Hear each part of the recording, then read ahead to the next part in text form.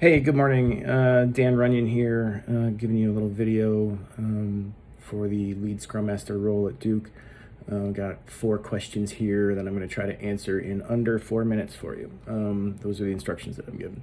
So, first question, sometimes leaders are skeptical about changing their ways of working. Tell us about a time when you coached a skeptical leader and what was the outcome. So, a number of years ago, I was actually leading a PMO for a software implementation company. So it wasn't our guys weren't building; they were implementing. But regardless, it was a client engagement for a large beverage distributor out of Canada, and the major leader, he was a SVP, was very skeptical of the company's ability to hit dates and operate on deadlines. I convinced him to let me operate the team on pseudo agile principles in 2-week increments, similar to sprints.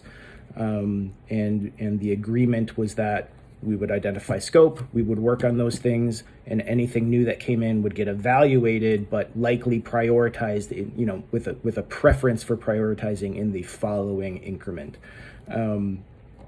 It took some cajoling, but at the end of it, he was quite pleased and thanked me publicly for that, despite his skepticism. Those are his words.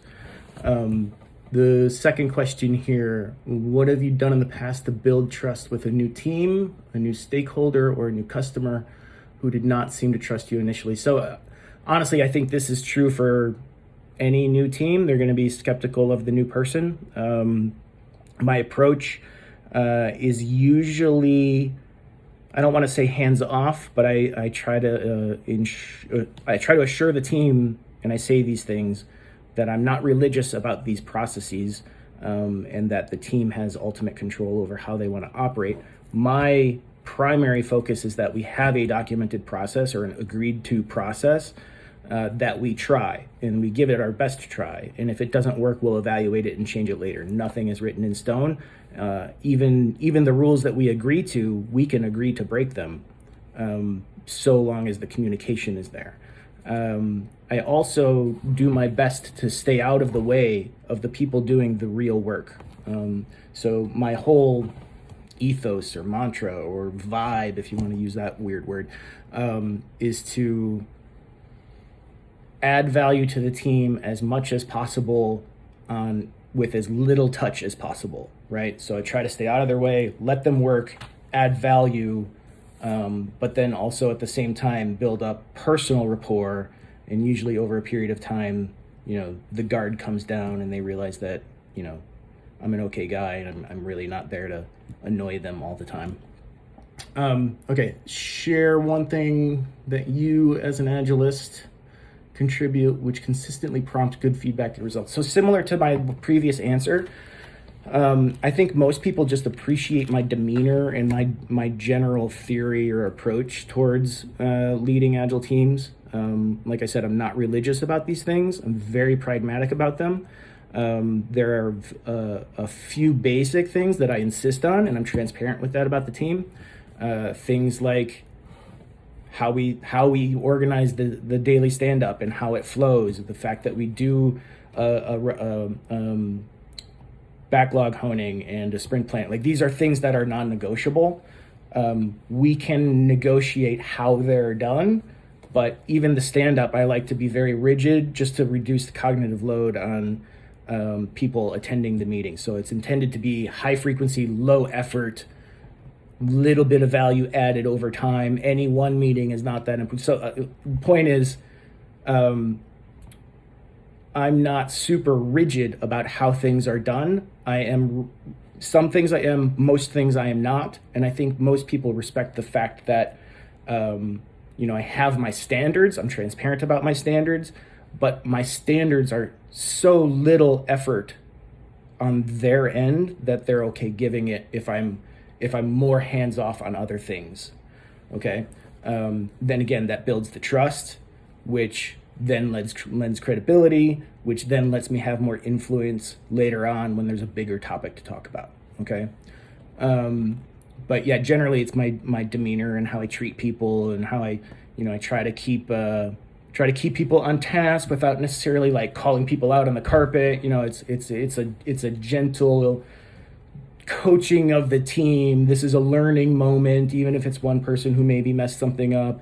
You know, I try not to, you know, obviously nothing's really personal, right? It's just work. Tell us about the largest challenge that you've faced as an Agilist and how it was resolved.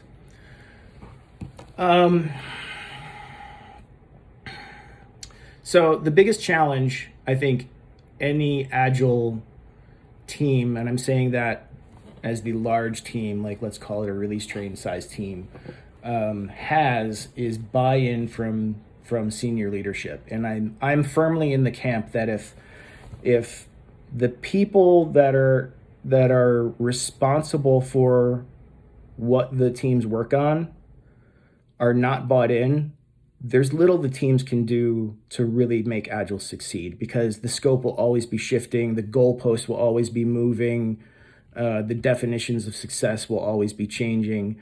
If there's not buy-in at the highest levels of how things operate, then all they can really do is go through the motions. And you know, I know it's not going to be popular to say that, you know, there's no resolution to that, but the reality is that as a Scrum Master, you're so far down the totem pole, there's no resolution to that. You don't have influence over that. But in the answer to my first question, where I convinced that senior leader from the beverage distributor to let us use some Agile principles to like control scope and control the focus of the work so that we can finish things before we move on to the next thing. In that position, I did have influence, and that's where I guided him, and you saw the result.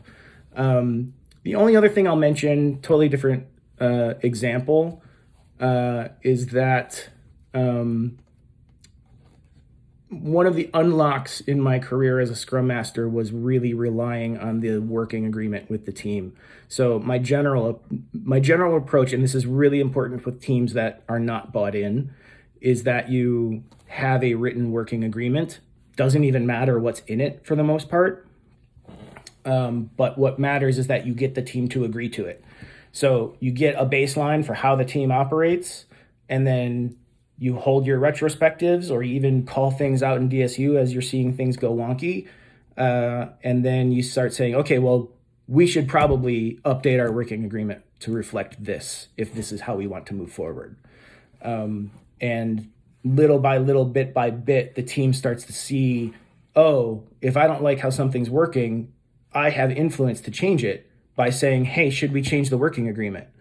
And me as a Scrum Master, I may have an opinion on things, but my approach is to say, team, if you want to do it this way, we'll try it. I might be wrong. I think it's going to fall on its face, but I might be wrong. Let's find out. It's that test and adapt methodology.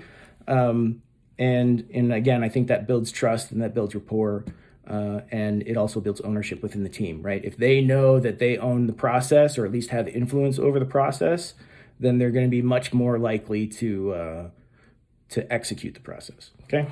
I am almost 9 minutes in. I'm supposed to keep this to 4. Apologize. Hope you all have a great day. Thanks, bye.